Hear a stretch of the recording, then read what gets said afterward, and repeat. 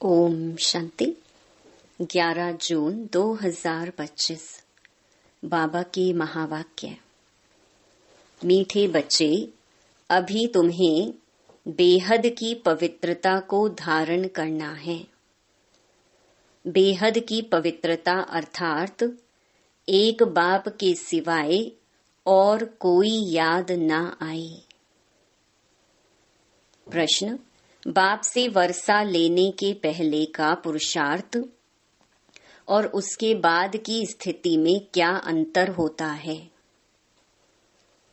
उत्तर: जब तुम बाप से वर्षा लेते हो तो देह के सब संबंधों को छोड़ एक बाप को याद करने का पुरुषार्थ करते हो, और जब वर्षा मिल जाता है तो बाप को ही भूल जाते हो। अभी वर्षा लेना है, इसलिए कोई से भी नया संबंध नहीं जोड़ना है, नहीं तो भूलने में मुसीबत होगी। सब कुछ भूल एक को याद करो तो वर्षा मिल जाएगा। गीत। ये वक्त जा रहा है। ओम शांति। मीठे मीठे रूहानी बच्चों प्रति बाप समझाते हैं, ज्ञानी और अज्ञानी किस किस को कहा जाता है, यह सिर्फ तुम ब्राह्मण ही जानते हो।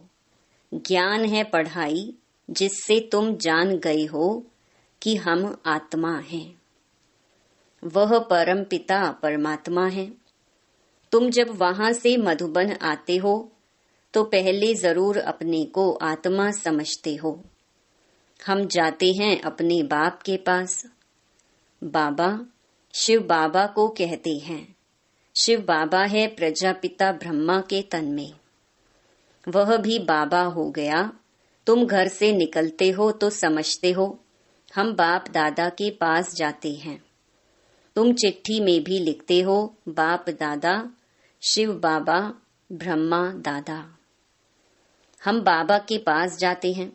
बाबा कल्प कल्प हमसे मिलते हैं। बाबा हमको बेहद का वर्षा देते हैं, बेहद पवित्र बनाए। पवित्रता में हद और बेहद है। तुम पुरुषार्थ करते हो बेहद पवित्र सतो प्रधान बनने के लिए। नंबरवार तो होते ही हैं। बेहद पवित्र अर्थात सिवाय एक बेहद के बाप के और कोई की याद न आए। यह बाबा बहुत मीठा है। ऊंचते ऊंच भगवान है और बेहद का बाप है। सभी का बाप है। तुम बच्चों ने ही पहचाना है। बेहद का बाप सदैव भारत में ही आते हैं, आकर बेहद का सन्यास कराते हैं। सन्यास भी मुख्य है ना, जिसको वैराग्य कहा जाता है। बाप सारी पुरानी छीछी दुनिया से वैराग्य दिलाते हैं। बच्चे, इनसे बुद्धि का योग हटा दो। इनका नाम ही है नरक, दुख धाम। खुद भी कहते रहते हैं। कोई मरते हैं तो कहते हैं स्वर्गवासी हुआ, तो नरक में था ना। अभी तुम समझते हो यह जो कहते हैं वह भी रॉन्ग है। बाप राइट बात बताते हैं स्वर्गवासी बनने के लिए अभी ही पुरुषार्थ करना होता है।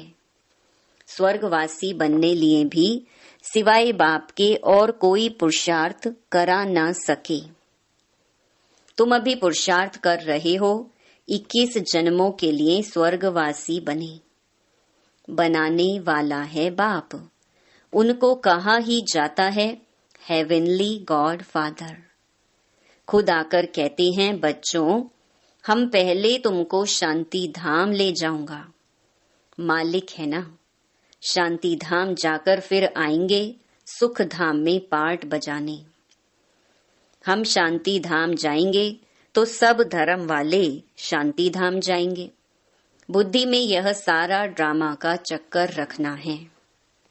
हम सब जाएंगे शांति धाम, फिर हम ही पहले आकर बाप से वर्षा पाते हैं। जिससे वर्षा पाना होता है उनको याद जरूर करना है। बच्चे जानते हैं वर्षा मिल जाएगा तो फिर बाप की याद भूल जाएगी। वर्षा बहुत सहज रीति मिलता है। बाप सम्मुख कहते हैं, मीठे बच्चों, तुम्हारे जो भी देह के संबंध हैं सब भूल जाओ। अभी कोई भी नया संबंध नहीं जोड़ना है। अगर कोई भी संबंध जोड़ेंगे तो फिर उनको भूलना पड़ेगा। समझो, बच्चा व बच्ची पैदा हुए तो वह भी मुसीबत हुई, एक्स्ट्रा याद बढ़ी ना। बाप कहते हैं, सबको भूल एक को ही याद करना है। वही हमारा माता पिता, टीचर, गुरु आदि सब कुछ है। एक बाप के बच्चे हम भाई बहन हैं। चाचा मामा आदि का कोई संबंध नहीं। यह एक ही समय है जबकि भाई बहन का संबंध ही रहता है। ब्रह्मा के बच्चे शिव बाबा के बच्चे भी हैं तो पोत्रे पोत्रियां भी हैं। यह तो पक्का बुद्धि में याद आता है ना, नंबरवार पुरुषार्थ अनुसार। स्वदर्शन चक्रधारी तुम बच्चे चलते फिरते बनते हो। तुम बच्चे इस समय चैतन्य लाइट हाउस हो। तुम्हारी एक आंख में मुक्ति धाम, दूसरी आंख में जीवन मुक्ति धाम है। वह लाइट हाउस जड़ होते हैं, तुम हो चैतन्य। तुम्हें ज्ञान का नेत्र मिला है। तुम ज्ञानवान बन सबको रास्ता दिखाते हो। बाप भी तुम्हें पढ़ा रहे हैं। तुम जानते हो यह दुख धाम है। हम अभी संगम पर हैं, बाकी सारी दुनिया कलयुग में है। संगम पर बाप बच्चों के साथ बैठ बात करते हैं और बच्चे ही यहाँ आते हैं। कोई कोई लिखते हैं, बाबा फलाने को ले आवें। अच्छा है, गुण उठाएगा, शायद तीर लग जाए। तो बाबा को भी रहम पड़ता है, हो सकता है कल्याण हो जाए। तुम बच्चे जानते हो यह है पुरुषोत्तम संगम युग। इस समय ही तुम पुरुषोत्तम बनते हो।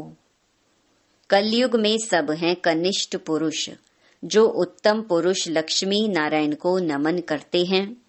सतयुग में कोई भी किसको नमन नहीं करते हैं।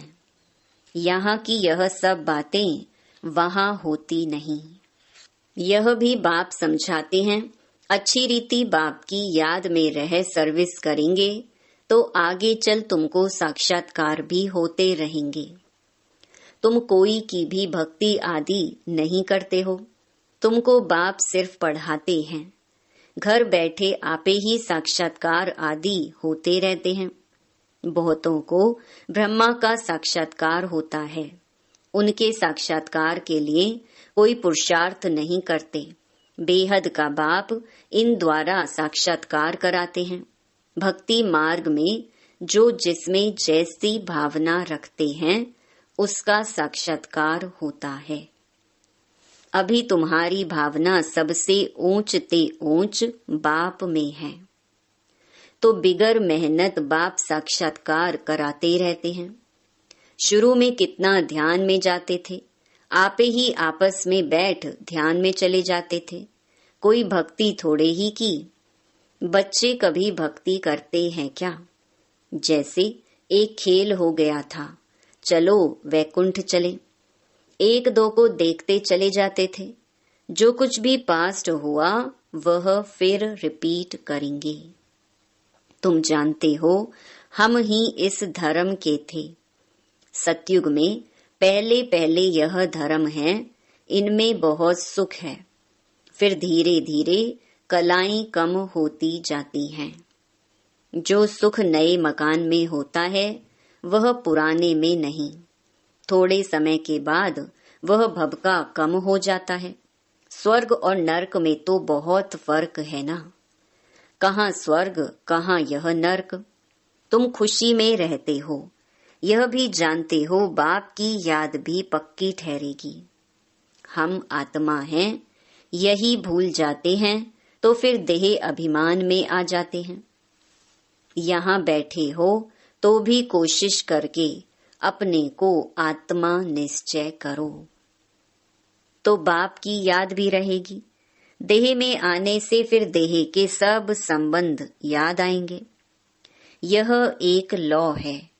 तुम गाते भी हो, मेरा तो एक, दूसरा ना कोई। बाबा, हम बलिहार जाएंगे, वह अभी समय है। एक को ही याद करना है। आंखों से भल किसको भी देखो, घूमो फिरो, सिर्फ आत्मा को, बाप को याद करना है। शरीर निर्वाह अर्थ कर्म भी करना है, परंतु हाथों से काम करते दिल बाप की याद में रहे। आत्मा को अपने माशूक को ही याद करना है। कोई की किसी सखी से प्रीत हो जाती है तो फिर उनकी याद ठहर जाती है। फिर वह रग टूटने में बड़ी मुश्किलात होती है। पूछते हैं, बाबा यह क्या है? अरे, तुम नाम रूप में क्यों फंसते हो? एक तो तुम देह अभिमानी बनते हो, और दूसरा फिर तुम्हारा कोई पास्ट का हिसाब किताब है, वह धोखा देता है। बाप कहते हैं, इन आंखों से जो कुछ देखते हो उनमें बुद्धि ना जाए। तुम्हारी बुद्धि में यह रहे कि हमको शिव बाबा पढ़ाते हैं। ऐसे बहुत बच्चे हैं जो यहाँ बैठे भी बाप को कभी याद नहीं करते। कई तो यहाँ बैठे भी याद में नहीं रह सकते हैं। तो अपने को देखना चाहिए, हमने कितना शिव बाबा को याद किया। नहीं तो चार्ट में रोला पड़ जाएगा। भगवान कहते हैं, मीठे बच्चों मुझे याद करो, अपने पास नोट करो, जब चाहे याद में बैठ जाओ। खाना खाकर चक्कर लगाए 10-15 मिनट आकर बैठ जाओ याद में, क्योंकि यहाँ कोई गोरख धंधा तो है नहीं। फिर भी जो काम काज छोड़कर आए हो वह कोई कोई की बुद्धि में आता रहता है। बड़ी जबरदस्त मंजिल है। तब बाबा कहते हैं, अपनी जांच करो। यह तुम्हारा मोस्ट वैल्यूबल टाइम है। भक्ति मार्ग में तुमने कितना टाइम वेस्ट किया है। दिन प्रतिदिन गिरते ही रहते हो। श्री कृष्ण का दीदार हुआ, बहुत खुशी हो जाती है। मिलता तो कुछ भी नहीं, बाप का वर्षा तो एक ही बार मिलता है। अब बाप कहते हैं, मेरी याद में रहो, तो तुम्हारे जन्म जन्मांतर के पाप मिट जाएं। स्वर्ग का पासपोर्ट उन्हीं बच्चों को मिलता है जो याद में रह अपने विकर्मों को विनाश कर कर्मातीत अवस्था को पाते हैं। नहीं तो बहुत सजा खानी पड़ती है। बाबा और भी राय देते हैं, अपने ताज व तख्त का फोटो अपने पॉकेट में रख दो तो याद रहेगी। इनसे हम यह बनते हैं, जितना देखेंगे उतना याद करेंगे, फिर उससे ही मोह लग जाएगा। हम यह बन रहे हैं नर से नारायण। चित्र देखकर खुशी होगी, शिव बाबा याद आएगा। यह सब पुरुषार्थ की युक्तियां हैं। कोई से भी तुम पूछो, सत्यनारायण की कथा सुनने से क्या होता है? हमारा बाबा हमको सत्यनारायण की कथा सुना रहे हैं। कैसे 84 जन्म लिए हैं, वह भी हिसाब तो चाहिए ना। सब तो 84 जन्म नहीं लेंगे। दुनिया को तो कुछ भी पता नहीं है।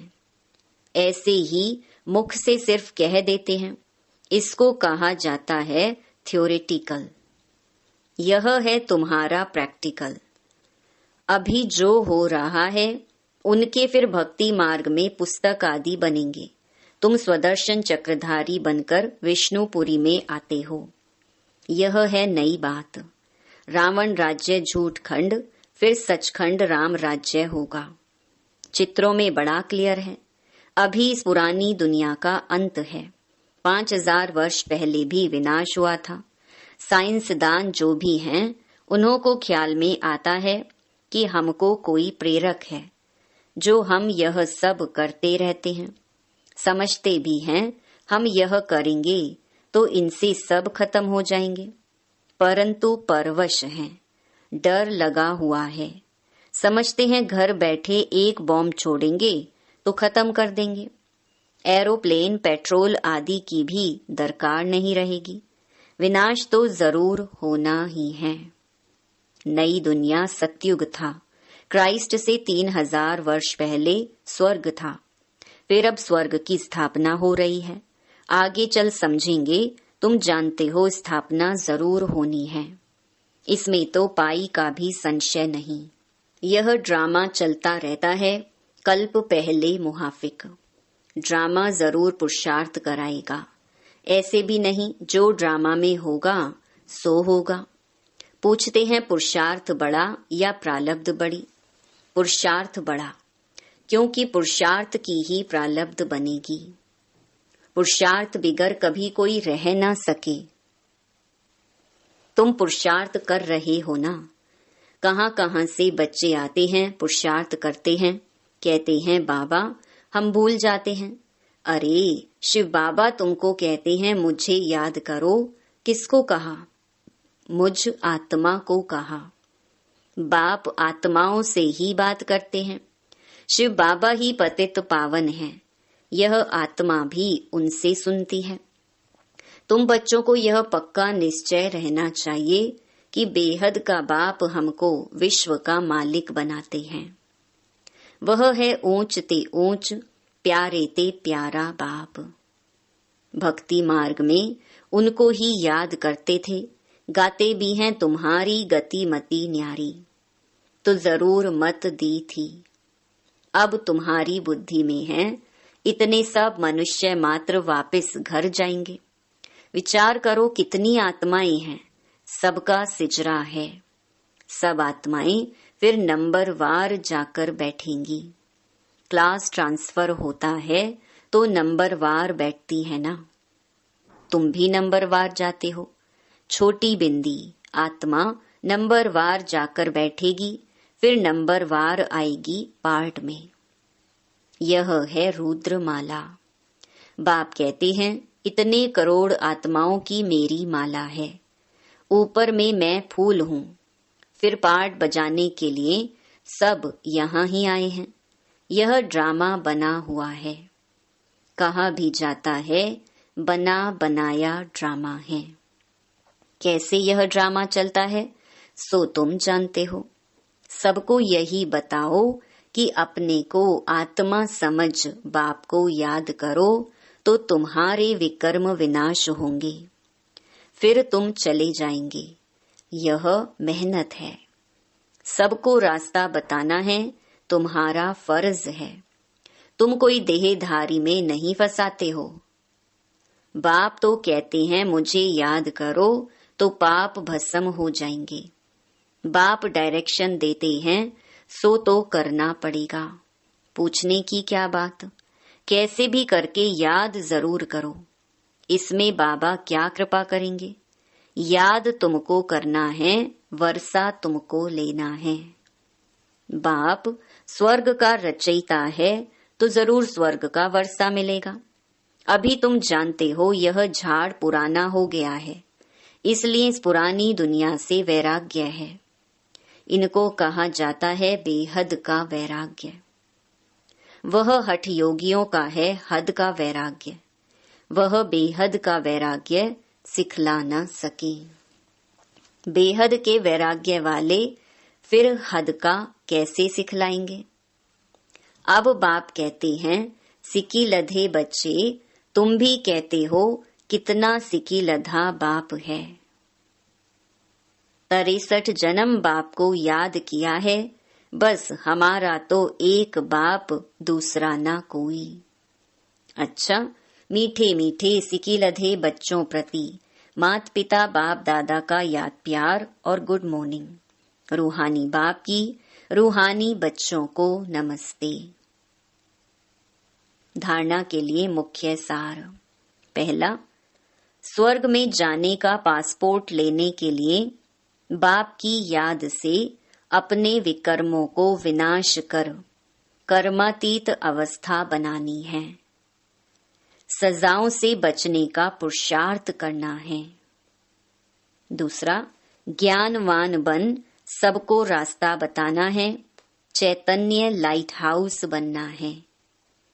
एक आंख में शांति धाम, दूसरी आंख में सुख धाम रही। इस दुख धाम को भूल जाना है।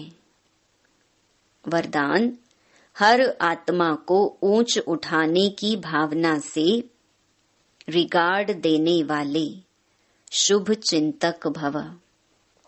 हर आत्मा के प्रति श्रेष्ठ भावना अर्थात ऊंच उठाने की व आगे बढ़ाने की भावना रखना अर्थात शुभ चिंतक बनना।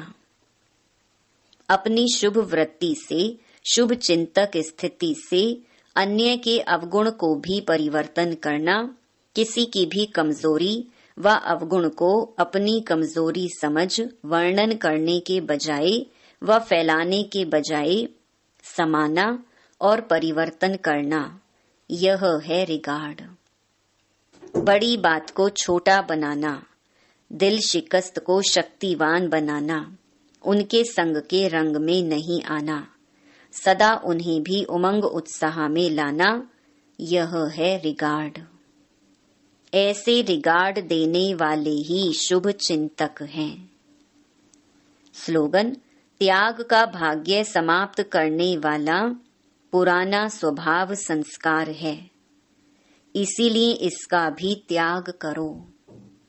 अव्यक्त इशारे, आत्मिक स्थिति में रहने का अभ्यास करो, अंतर्मुखी बनो। जैसे ब्रह्मा बाप एकांत प्रिय होने के कारण सदा अंतर्मुखी रहे, मैं आत्मा हूँ, मैं आत्मा हूँ। यह पाठ पक्का किया, जिस कारण वे स्वयं भी सदा शांति और सुख के सागर में समाये रहे और अन्य आत्माओं को भी अपने शुद्ध संकल्प और वाइब्रेशन द्वारा, वृत्ति और बोल द्वारा, संपर्क द्वारा शांति की व सुख की अनुभूति कराते रहे। ऐसे फॉलो फादर करो। ओम शांति।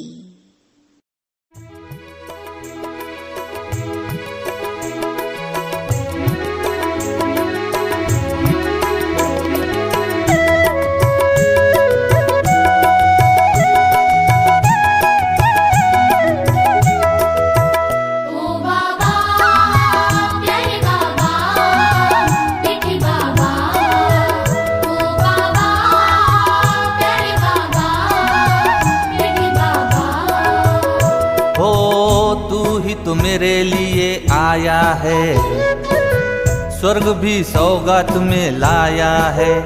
मेरे दिल में है तू, मेरी सांसों में तू, मेरी आंखों में बातों में तू ही है तू। ओ तू ही तो मेरे लिए आया है, स्वर्ग भी सौगात में लाया है।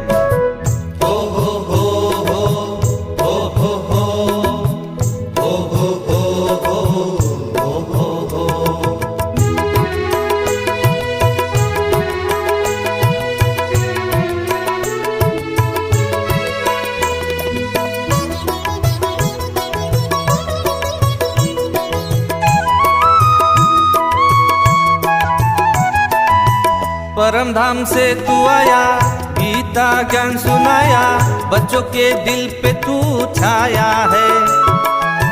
द्वापर से तुझे बुलाया, दर दर ठोकर खाया, अब फिर मैंने तुझे पाया है। परम धाम से तू आया, गीता ज्ञान सुनाया, बच्चों के दिल पे तू छाया है। द्वापर से तुझे बुलाया, दर दर ठोकर खाया, अब फिर मैंने तुझे पाया है। तेरे अतीन्द्रिय सुख में मुझे बड़ा मजा आए रे, तू ही तो मेरे लिए आया है, स्वर्ग भी सौगात में लाया है। मेरे दिल में है तू, मेरी सांसों में तू, मेरी आंखों में बातों में तू ही है तू।